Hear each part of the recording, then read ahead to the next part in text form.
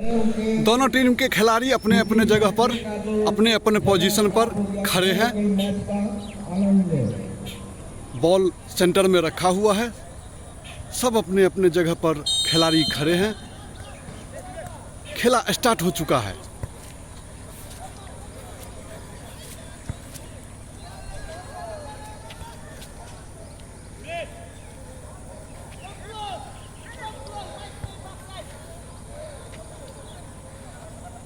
बारिश होने के कारण मैदान में पानी लगा हुआ है।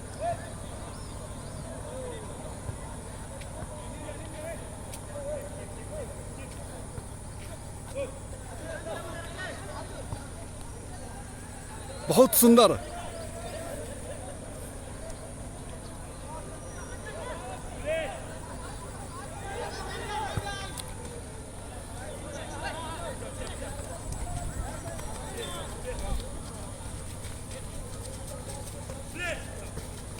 देखिए, पानी में बॉल पड़ता है,